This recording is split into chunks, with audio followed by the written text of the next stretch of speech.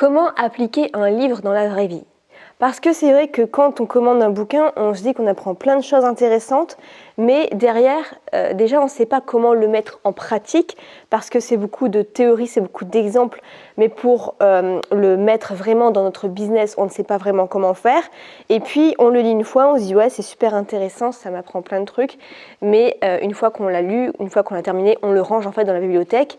Et finalement, l'investissement de ce bouquin n'a servi à rien, à part passer son temps à apprendre quelque chose qu'on aura oublié peut-être une semaine après. Donc j'ai beaucoup de bouquins, je vais vous montrer un petit peu ma bibliothèque, et encore je ne garde que le 20% des livres qui m'apportent 80% des résultats. Je fais plusieurs tris, plusieurs fois dans l'année, je donne mes bouquins, ceux qui ne... Soit les histoires, une fois que je les ai lus, elles ne m'apportent vraiment rien, c'était juste un passe-temps. Et du coup, je vais donner les bouquins, ma mère, ma grand-mère. Et sinon, les livres de non-fiction qui n'ont pas été très intéressants, très pertinents, je vais les faire gagner en concours ou je vais les donner aussi. Donc, et sinon, il me reste donc les livres qui m'ont vraiment apporté quelque chose et comment je le mets en pratique, je vais vous donner ça tout de suite. Donc, par exemple, là, j'ai acheté le bouquin qui s'appelle 21 façons de tirer tout ce que vous pouvez de tout ce que vous avez. Donc, comme dit Olivier Roland, l'un des meilleurs livres de marketing jamais écrits. Et c'est de J. Abraham et apparemment c'est un best-seller international. Donc ce bouquin-là, là j'ai lu 102 pages pour le moment sur 450, c'est vrai qu'il est vraiment intéressant, il est vraiment pratique en fait, c'est pas vraiment que de la théorie. En fait ce bouquin-là je le recommande si jamais tu te sens un peu bloqué dans ton business et que tu ne sais pas trop comment faire, que tu as besoin de sortir de la boîte pour réfléchir autrement, pour trouver des idées innovantes, pour te débloquer, passer au niveau supérieur. Ce bouquin-là, je te le recommande vraiment, il est vraiment intéressant. Je crois qu'il va rentrer dans mon top 10, voire mon top 5 des livres préférés de marketing, en fait, même des livres préférés tout court. Donc, comment je fais en fait pour lire un bouquin et en tirer vraiment parti de tout ce que j'apprends, comme le dit le titre justement. Mais en fait, le titre, il n'a pas vraiment de rapport. Je pensais que justement, ça apprenait à mettre en pratique. Mais en fait, c'est beaucoup des stratégies marketing.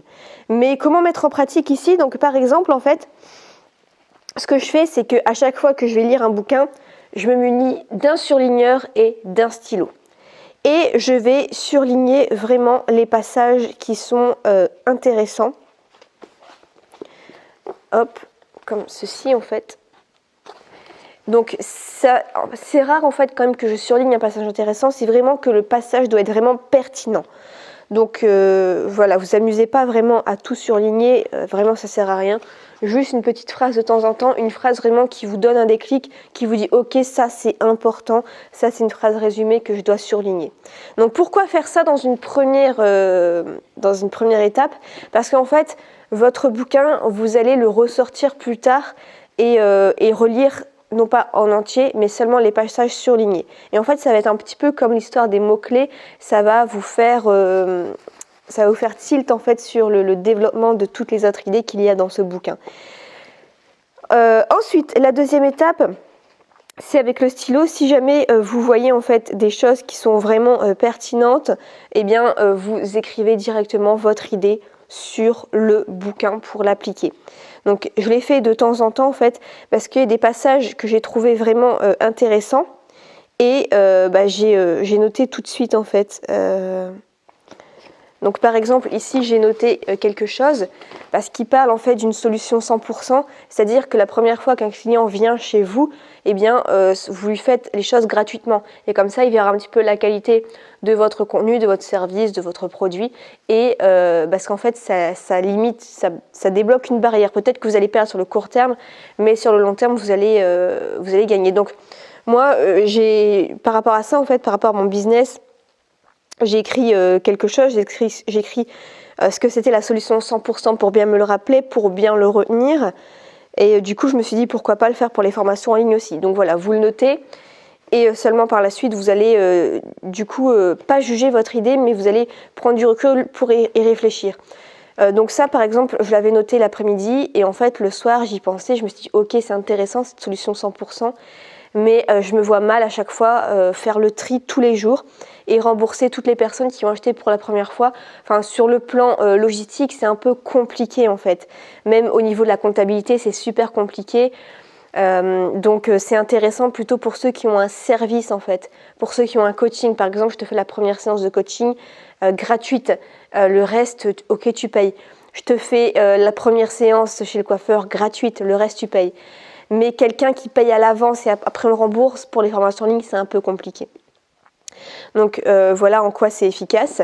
Ensuite, je prends dans un carnet, une fois que j'ai terminé en fait de surligner, de noter les idées qui me venaient, dans un carnet, je vais noter vraiment les 3 grandes actions à mettre en place de ce bouquin.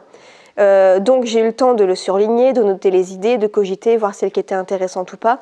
Et dans un bouquin de 500 pages, tout n'est pas forcément bon à prendre pour votre propre business, mais il y a au moins 3 grandes actions qui vont être intéressantes à être mises en place.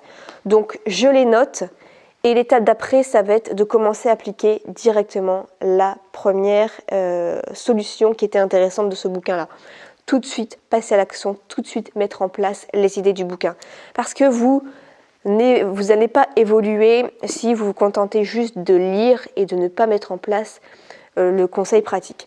Si il y avait plus de 3 conseils, je pense que ça me découragerait en fait de mettre en pratique ce bouquin. Donc juste dans un carnet, je note un petit peu le résumé des 3 grandes actions à mettre en place, pourquoi c'est intéressant, et par derrière direct, je commence à mettre en place la première action, la deuxième action et la troisième action. Et ensuite, je vous conseille de, une fois tous les 6 mois, une fois par an, vous reprenez vos bouquins et vous relisez seulement les passages surlignés parce que ça peut vous donner de nouvelles idées. Entre-temps, vous avez évolué, vous avez appris de nouvelles choses, vous avez acquis de l'expérience. Donc, relisez seulement les passages surlignés, ça peut vous donner de nouvelles idées.